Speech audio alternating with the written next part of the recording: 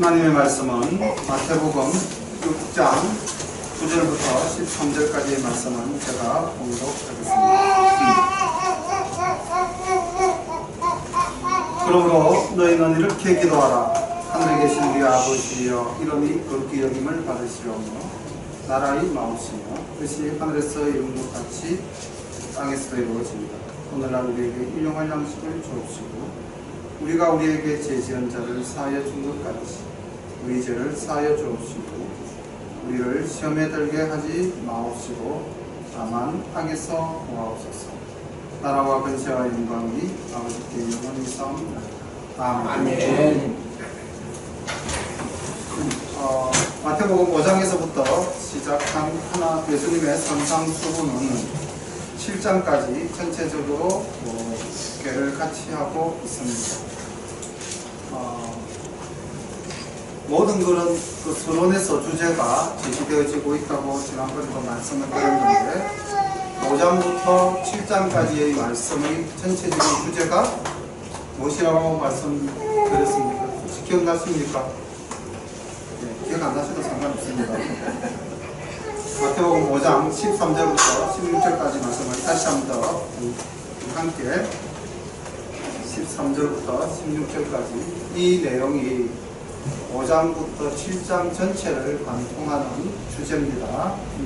오늘 이후로는 잊어먹지 마세요. 단계를 읽어보겠습니다. 시작. 너희는 세상의 소금이니 소금이 만일 그 맛을 잃으면 무엇으로 짜리하리요.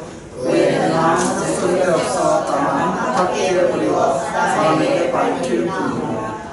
너희는 세상의 빛이라 산에 있는 동네가 숨기지 못할 것이니 사람의 눈으로서 말하지 아니하고 등경 위에 두나니 이런 지방 모든 사람에게 비치느니라. 이같이 너희 빛을 사람 앞에 비치게 하여 저희로 너희 착한 행실을 보고 하늘에 계신 너희 아버지께 영광을 돌리게 하라. 아멘.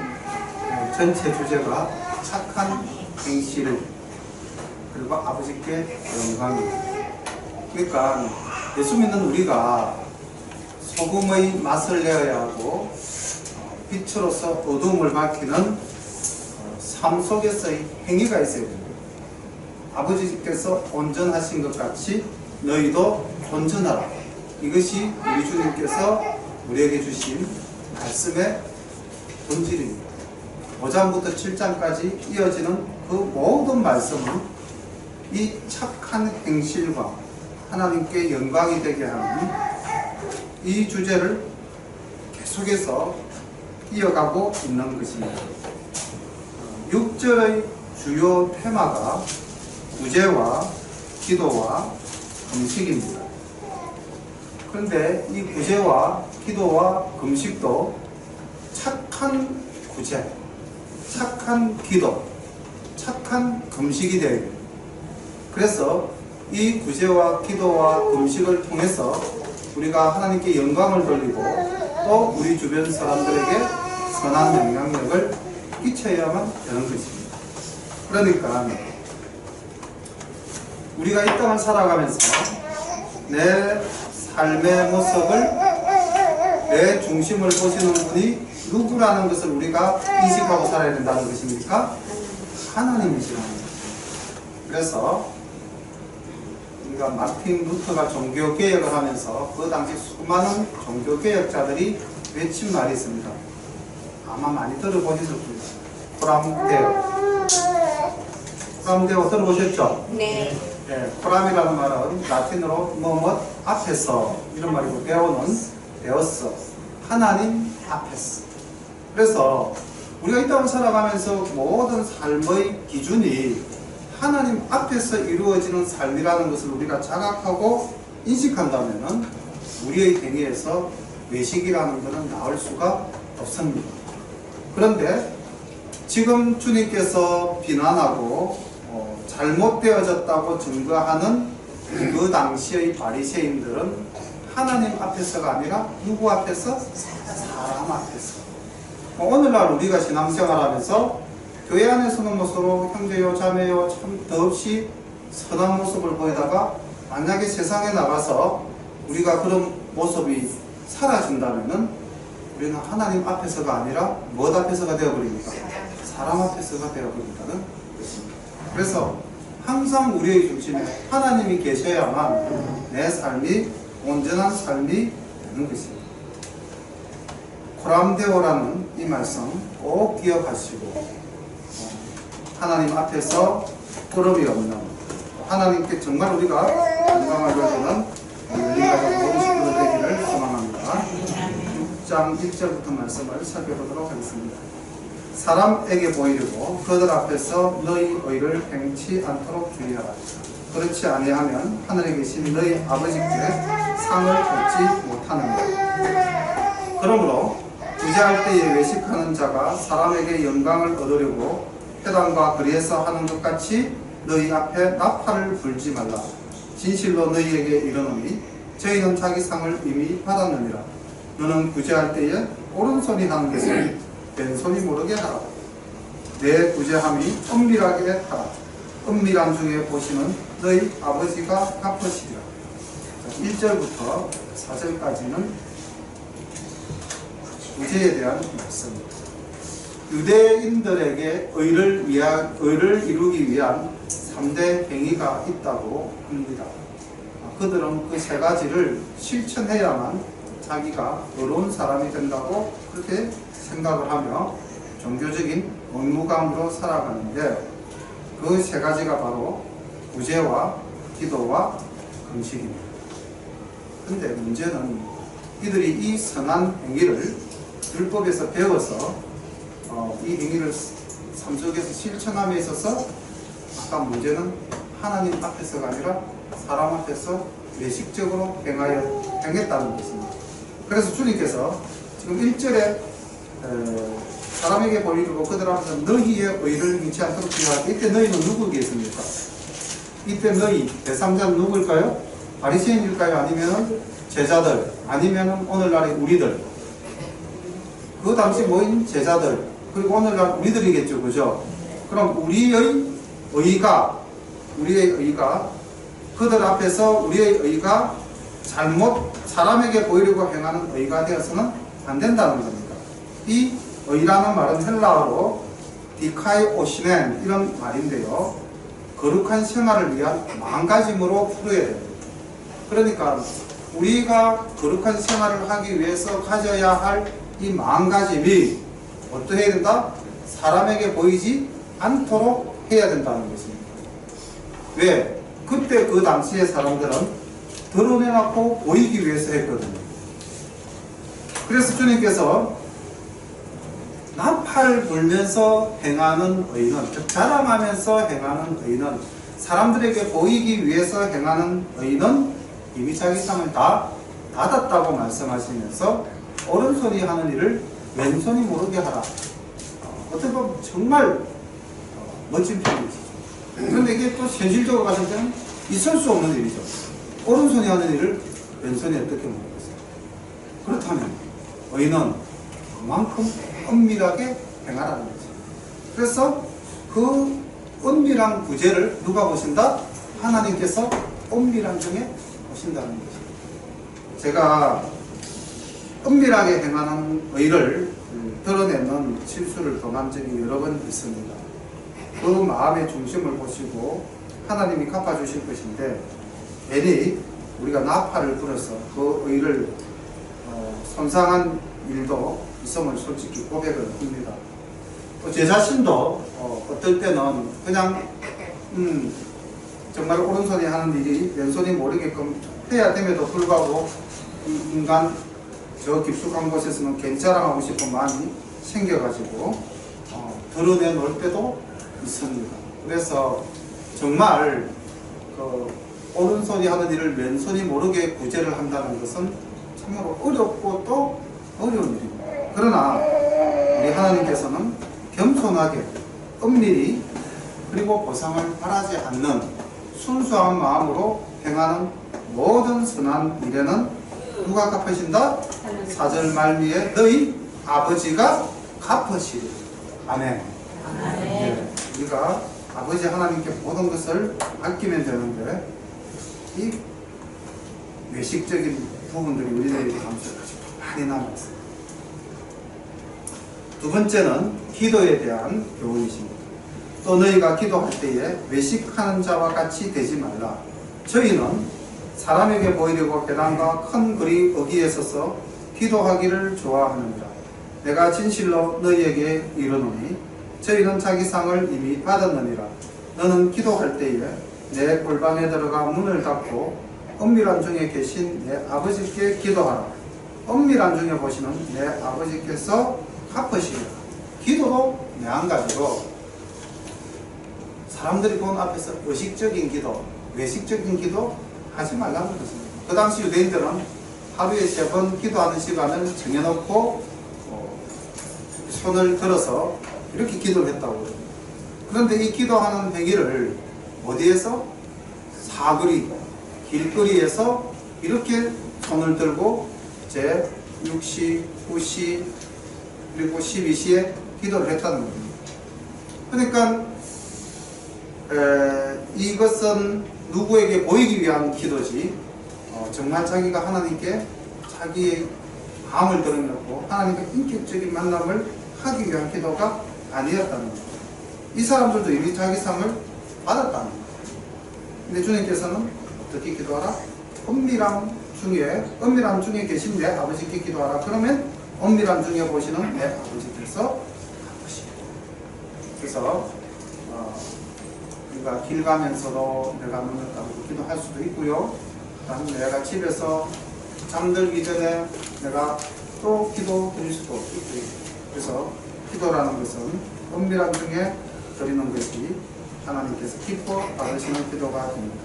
다음 기도의 내용과 방법에 대해서 주님께서는 또 가르쳐 주십니다. 7절 또 기도할 때에 이방인과 같이 중언부언하지 말라. 저희는 말을 많이 하여야 들으실 줄 생각하느니라. 그러므로 저희를 본받지 말라. 구하기 전에 너희에게 있어야 할 것을 하나님 너희 아버지께서 아시느니라. 굉장한 말씀이죠. 하나님 아버지께서 우리 구할 것을 다 알고 계신다고. 그래서 하나님 우리가 무엇이 필요합니다. 하나님 우리가 이것을 통해서 하나님께 영광을 돌리게 하여 주옵소서.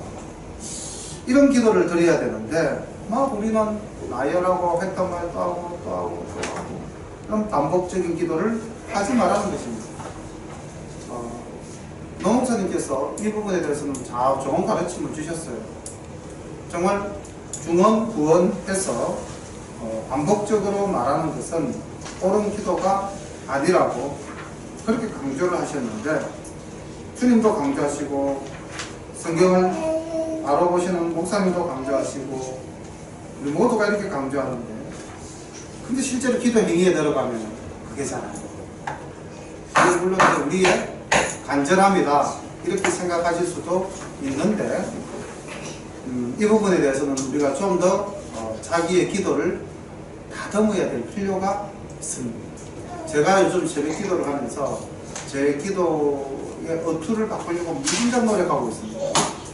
어느 날 보니까 제가 기도를 하는데 무엇하여 주시옵소서 주시옵소서 이게 서술어의 주시옵소서가 계속 반복되더라고요.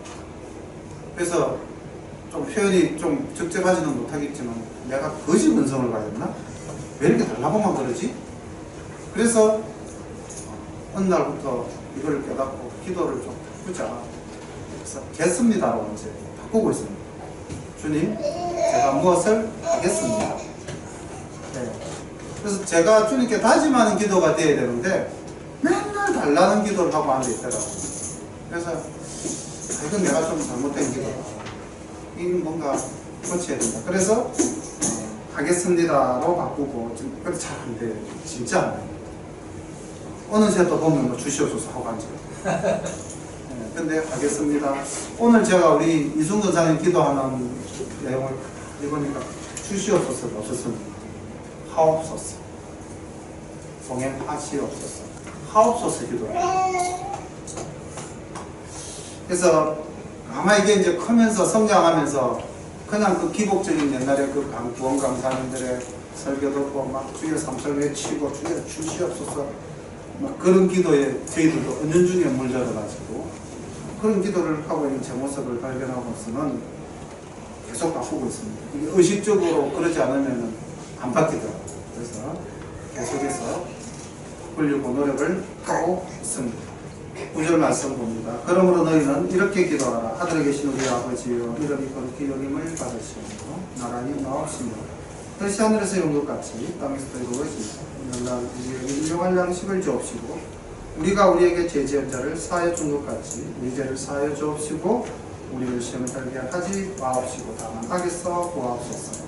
나라와 권세와 영광이 아버지께 영원히 있사옵나이다. 아멘. 너희가 사람의 가시를 용서하니 너희 천국께서도 너희 가시를 용서하시려니와 너희가 사람의 가시를 용서하지 아니하면 너희 아버지께서도 너희 가시를 용서하지 아니하시리라. 주님께서 가르쳐 주신 기도의 본질이 무엇입니까? 핵심이 뭡니까? 용서. 이게 13절까지 하고 14절과 15절이 그 말씀에 바로 이어서 붙은 말씀이에요. 그리고 이 말씀은 12절에 대한 부차적인 설명으로서 다시 한 번 더 강조하고 있죠. 아버지 하나님께 영광을 돌리기 위해 하늘에 계신 주 아버지의 이름이 거룩히 하옵시고 영광을 돌리는 거예요. 그 다음 우리의 일용할 양식을 구하고 무력한 양식이 아니고 일용할 양식입니다. 그리고 뒤에 또 주님께서 다시 또 부차적으로 말씀해 주십니다. 그 다음 우리의 죄가, 이때 죄는 의도적으로 지은 죄를 말씀하신 것은 아닙니다. 우리의 죄를 우리가 지은 죄는 하나님께서는 용서하실 수 있습니다. 그런데 우리가 우리에게 죄 지은 자를 사하여 준 것 같이 우리가 다른 사람이 죄를 살 능력이 권한이 있습니까? 없습니까? 없습니다. 우리는 타인의 죄를 살 권한이 없어요. 죄를 사하시는 것은 오직 아버지 하나님께서만 하실 수 있는 거죠. 그럼 우리가 우리에게 죄 지은 자를 사하여 준 것 같이 이 죄는 무엇을 의미하는 것일까요? 예수님이 그 밑에서 풀어놓으셨죠.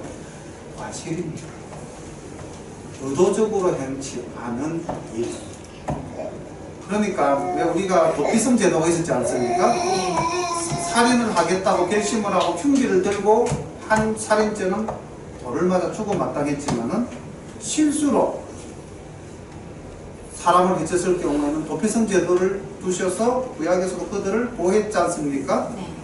오늘날도 우리가 정말 악의적으로 죄를 범한 것은 법정에서 용서를 못 받지만은 과실치사, 운전을 하다가 실수로 상대방을 해쳤을 때는 정상이 참작이 되죠.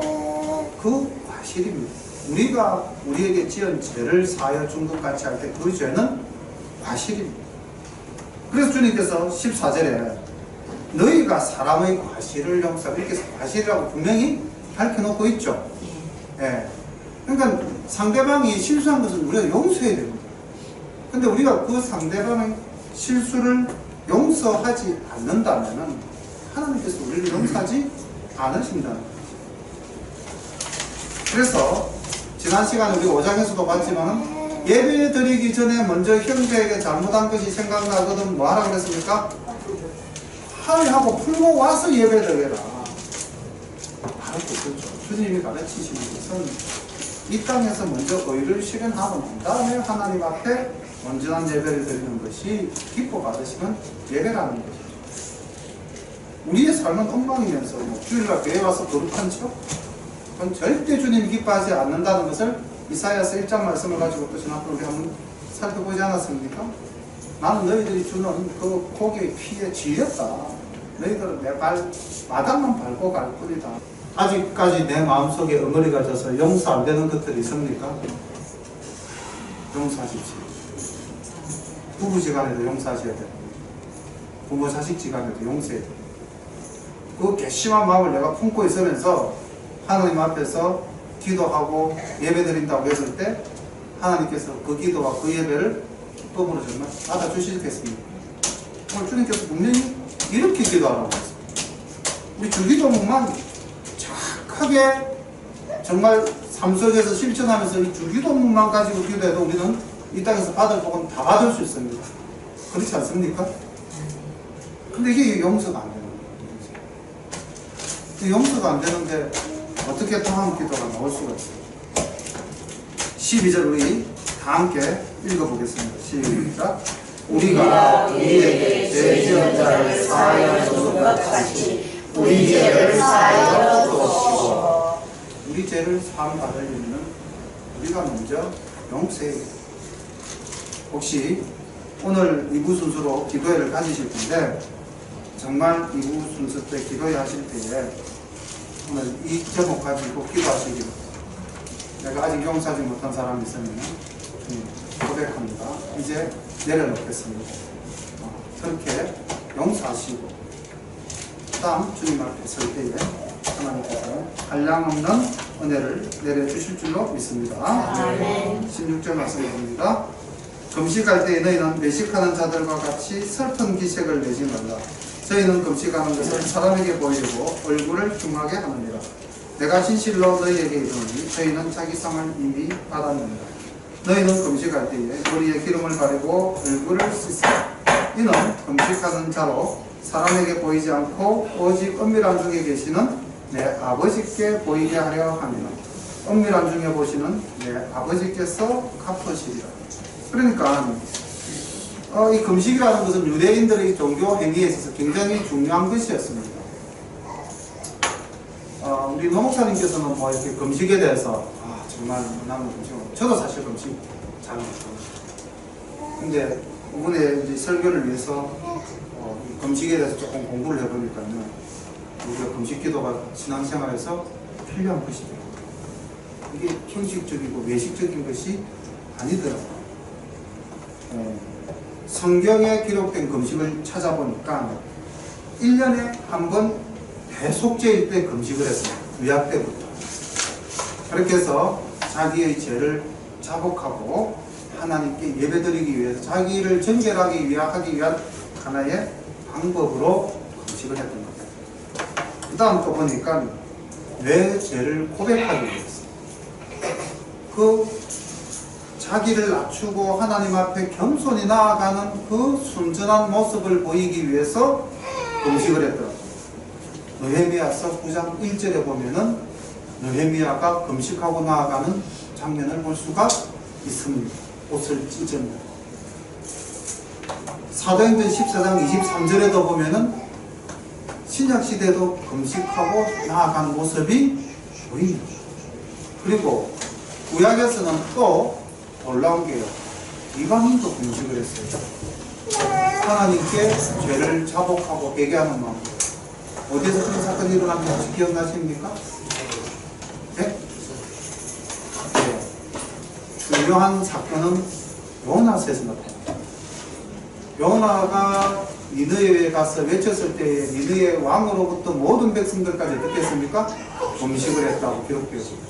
심지어 이방인도 하나님께서 보낸 선지자의 그 개떡 같은 선포를 듣고서 자기 옷을 찢고 머리에 죄를 뒤집어 쓰고 기도했어요. 그리고 번민과 절망 중에서 하나님께 호소하기 위해서 금식하는 모습들도 보였습니다. 역대하 20장 3절.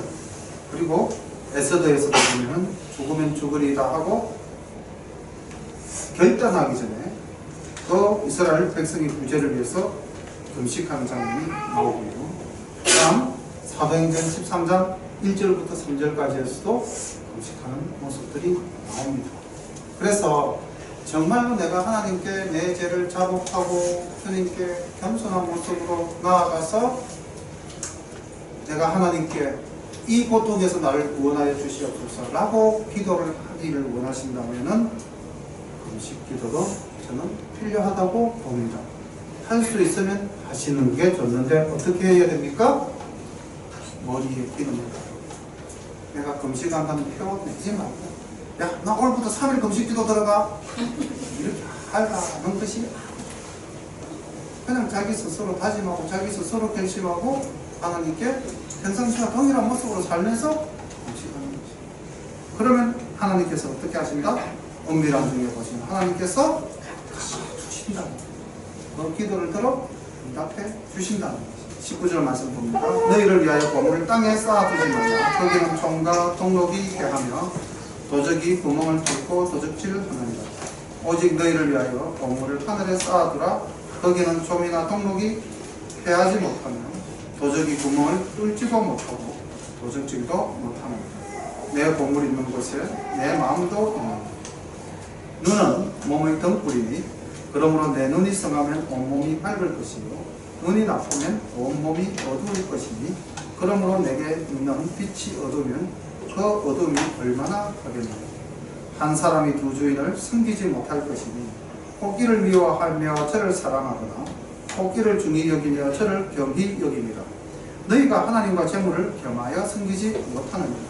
그러므로 내가 너희에게 이르노니 목숨을 위하여 무엇을 먹을까 무엇을 마실까 몸을 위하여 무엇을 입을까 염려하지 말라.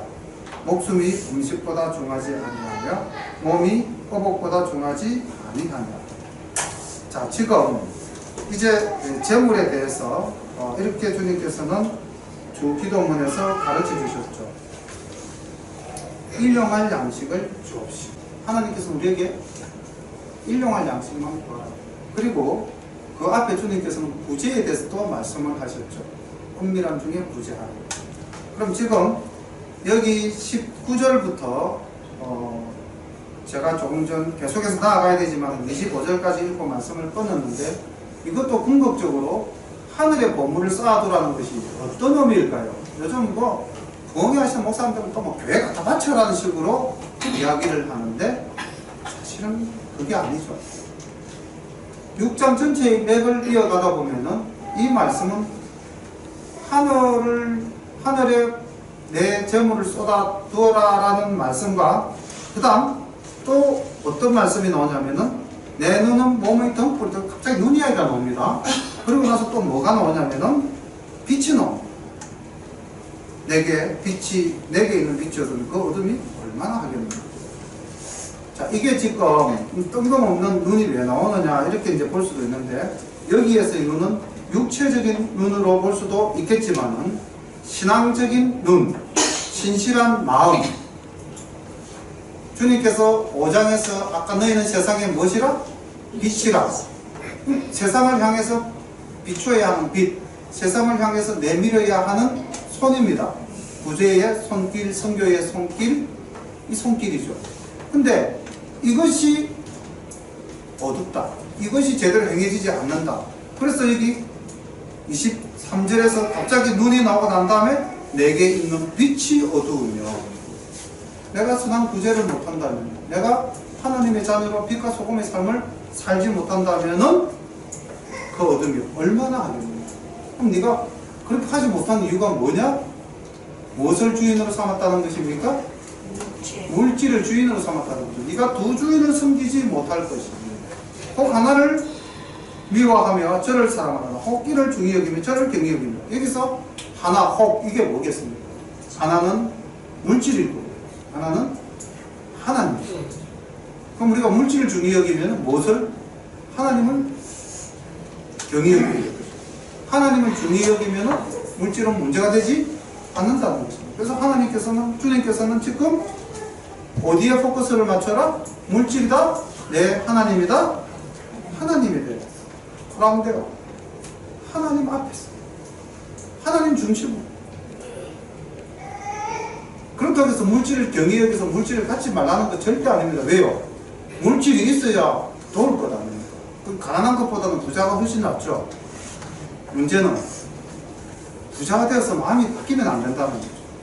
청년이 돌아가지 않습니까? 물질로 인하여 근심하며 돌아갑니다. 이건 안 됩니다. 근데 우리 열린교회에 속한 성도님들은 아마 이런 물질에 대한 집착은 상대적으로 적고 하나님에 대한 섬김은 훨씬 강하신 분들로 제가 알고 있습니다. 아멘. 목숨을 위하여 걱정하지 마라. 왜요? 26절 보십시오. 공중의 새를 보라. 심지도 않고 거두지도 않고 창고에 모아들이지도 아니하되 너희 천부께서 기르시나니 너희는 이것들보다 귀하지 아니하냐? 너희 중에 누가 염려함으로 그 키를 한 자나 더할 수 있느냐? 또 너희가 어찌 의복을 위하여 염려하느냐? 너희 백합화가 어떻게 자라는가 생각하여 보라. 수고도 아니하고 길쌈도 아니하느니라. 그러나 내가 너희에게 말하노니 솔로몬의 모든 영광으로 또 입은 것이 이 꽃 하나만 같지 못하였느니라. 오늘 있다가 내일 아궁이에 던지우는 덜풀도 하나님이 이렇게 입히시거늘 하물며 너희일까 보냐. 믿음이 적은 자들아. 믿음이 적은 자들아에 묶어놓고 한번 써볼까요? 나도 그런가? 나는 아닐 거야. 어떻게 쓰실 수 있었을 것 같아요? 나도 그런가? 나는 아닐 거야. 하나님께서는 우리 쓸 것을 다 공급해 주신다고 하십니다. 제가 그 학교에 이제 출근해서 좀 비는 시간 조금 여유가 있으면 이제 이렇게 같이 선생님들하고 산책하는 팀이 있어요. 동행체험이 같이 가는데 요즘 새들이 참 산에 많습니다. 뭐 비둘기도 있고 까마귀도 보이고 뭐 거기 있는 트제들도 보이는데 저것들이 겨울에 어디 숨어 있다가 뭘 먹고 있다가 이렇게 봄 되면 나타나서 이렇게 풍성한 이제 봄 뭐 이렇게 열매들이 과일 열매들이 많잖아요. 먹고 나서 또 차 위에다가 이렇게 또 응아를 하고 가십니다. 그러면 그 색깔이 하얗고 빨갛고 파랗고 지 먹은 과일 색깔들 형형색색 그 응아하신 것에 묻혀서 이렇게 차 위에 뚝 떨어져 있습니다. 먹고 사는데 아무 지장 없고 또 그 비둘기를 가까이서 보면 그 비둘기 그 깃털 빛깔이 얼마나 고운지 그 색 찬란하게 빛나는 모습들을 보면서 사람들이 문제인 것 같아요. 그냥 일용할 양식만 먹으면 우리가 행복하게 다 잘 살 수 있는 게 남들보다 더 가져야 내가 만족하다 보니까 우리 모두가 불행하게 사는 거예요. 가진 사람은 가진 대로 불행하고 없는 사람은 없는 대로. 조금 곁길로 흐르는지는 모르겠습니다만 사람이 왜 가지려고 할까요? 그게 가만히 보니까 비교해서 나오더라고요. 저는 아파트를 좀 싫어합니다. 특히 대단지 아파트는 매우 싫어합니다. 옆집에 몇 인치 TV인데 우리도 내요. 옆집 아저씨 차 뭐로 바꿨다더라. 우리 집도 바꿔야 돼. 옆집에 아들 어느 학원에 보낸다더라. 우리도 보내야 돼. 끊임없는 비교와 경쟁이죠. 그렇게 해서 못 보내면 열등감 들고 차 못 바꾸면 부부싸움하고 그러지 않습니까? 그러니까 그냥 서민 아파트 사니까 행복하더라고요. 모함 대동 아파트 사니까 비교할 대상이 별로 없는 거예요. 여기 이 집으로 와서는 더 비교할 게 없습니다. 혼자 삽니다. 이게 참 좋아요. 그래서 우리가 가만히 보면 삶 속에 항상 비교입니다. 저 사람은 뭐 입을지 딱 세볼까? 나도 딱 세볼까? 뭐 이런 식으로 모든 게 물질에 노예가 돼서 물질을 보고 그냥 거기에 지우쳐가지고 주님께서는 그래 백합할 솔로몬이 입은 그 모든 옷으로도 이 꽃보다는 그러면서 결론적으로 던지신 말씀이 믿음이 적은 자더라. 31절 그러므로 염려하여 이르기를 무엇을 먹을까 무엇을 마실까 무엇을 입을까 하지 말라. 이는 다 이방인들이 구하는 것이다. 너희 천부께서 이 모든 것이 너희에게 있어야 할 줄을 아시느니라. 너희는 먼저 그의 나라와 그의 의를 바라라. 그리하면 이 모든 것을 너희에게 더하시리라. 그러므로 내일 일을 위하여 염려하지 말라. 내일 일은 내일 염려할 것이요 한날 괴로움은 그날에 족하니라. 아멘. 아멘. 오늘 주님이 주신 이 말씀을 가지고 제가 우리들의 삶의 방향이 어떠해야 될까를 한번 말씀 중심으로 생각을 해봤습니다. 25절 말씀을 보니까 우리가 이 땅을 살면서 무엇을 먹을까, 무엇을 마실까, 무엇을 입을까, 이때의 무엇이 다 뭡니까? 물질, 재물이죠. 그죠? 우리의 삶의 방향이 물질 중심이 되어서는 안 된다는 거죠. 그래서 주님의 이 말씀을 가지고 사도 바울은 사랑하는 디모데에게 이렇게 말씀을 하고 있습니다. 디모데전서 6장 8절에서부터 10절까지의 말씀을 제가 한번 읽어보겠습니다. 디모데전서 6장 8절부터 10절까지 바울이 디모데에게 주는 말씀을 또 우리도 우리에게 주는 말씀을 생각하면 은혜가 되겠죠. 우리가 먹을 것과 입을 것이 있은즉 족한 줄로 알 것입니다. 부활해 하는 자들은 시험과 올무와 여러 가지 어리석고 해로운 정욕에 떨어지나니 곧 사람으로 침륜과 멸망에 빠지게 하는 것이라. 돈을 사랑함이 일만 악의 뿌리가 되나니 이것을 사모하는 자들이 미혹을 받아 믿음에서 떠나 많은 근심으로서 자기를 찔렀더라. 결국 물질을 쫓다 보면 어디에서 떨어져 나갑니까? 믿음에서 떨어져 나가버린다. 우리가 한 번씩 이런 생각을 할 때가 있죠. 세상 사람들은 뭐 먹고 다 먹고 먹고 다 먹고 할 거 다 한다. 부럽다. 그것 따지고 본다면 하나님 중심이 아니라 세상 중심, 물질 중심이 버리는 거죠.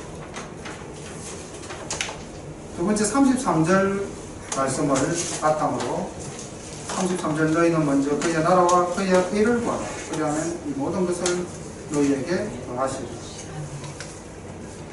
물질 중심이 아니라 하나님을 의지하고 하나님께 모든 것을 맡기는 삶을 살자는 것입니다. 그래서 이 말씀을 가지고 바울 사도는 빌립보서 4장 6절과 7절 말씀으로 빌립보 교회에게 이렇게 말씀하고 있습니다. 아무것도 염려하지 말고 다만 모든 일에 기도와 간구로 너희 구할 것을 감사함으로 하나님께 아뢰라. 그리하면 모든 지각에 뛰어나신 하나님의 평강이 그리스도 예수 안에서 너희의 마음과 생각을 지키시리라. 아멘. 구할 때 감사함으로 구하라. 이 말씀이 좀 해석하기 어렵게 느껴지실지도 모르겠는데 역설적인 표현이죠. 왜 감사함으로 구합니까? 하나님이 주셨으니까. 믿음에 대한 확신이 있다면 감사함으로 구할 수밖에 없죠. 결론으로 이렇게 정리를 해봤습니다. 우리는 하나님을 기쁘시게 하는 삶을 살아야 합니다. 스바냐서 3장 17절, 이거는 복음송으로도 이 가사가 많이 불리워지는 부분이죠. 스바냐서 3장 17절 보면 이렇게 기록하고 있습니다. 너희 하나님 여호와가 너희 가운데 계시니 그는 구원을 베푸실 전능자이시라. 그가 너로 말미암아 기쁨을 이기지 못하시며 너를 잠잠히 사랑하시며 너로 말미암아 즐거이 부르며 기뻐하시리라 하리라. 이때 하나님이 기뻐하시는 우리의 모습은 어떤 모습일까요? 우리의 착한 행실로 하나님께 영광을 돌리는 모습이겠죠. 회개하고 하나님 앞에 돌아오는 모습이겠죠. 세상을 돌아보지 아니하고 아버지께 나오는 모습이겠죠. 오늘 6장에서 주시는 이 말씀의 핵심은 5장에서 빛과 소금, 착한 행실, 하나님께 영광, 이것이 계속해서 7장까지 이어집니다. 다음 시간에는 7장 말씀이 또 우리에게 어떤 삶을 요구하시는지 이 말씀을 중심으로 살펴보도록 하겠습니다. 기도드리겠습니다. 사랑의 아버지 하나님, 은혜를 감사합니다. 하나님, 주님께서 이렇게 기도하라고 말씀하시면서 우리에게 주신 주님의 엄한 명령은 용서하라는 것인 줄로 믿습니다. 아버지 하나님, 내 마음속에 아직도 겹겹이 쌓아두고 용서하지 못하는 일이 있다면 아버지 하나님, 이제 우리가 다 내려놓고 용서하는, 그렇게 해서 참 자유를 누리는 우리 모두가 될 수 있도록 인도하여 주시옵소서. 하나님 아버지, 정말 용서하며 살겠습니다. 주님께서 함께 하옵소서. 사랑의 아버지 하나님, 두 주인을 겸하여 섬길 수 없다고 주님 말씀하셨습니다. 이제 우리의 중심이 어디로 향해야 할지 이 시간 결단하는 기도 주님께 드릴 수 있도록 하옵소서. 우리 모두가 이 시간 하나님 주신 말씀을 가슴에 새기고 하나님께 영광 돌리는 삶을 살기 위해 다짐할기에 주님께서 저희들에게 놀라운 능력으로 함께 하실 줄 믿습니다. 이 모든 말씀 예수님 이름 받들어 감사하며 기도드리옵나이다. 아멘.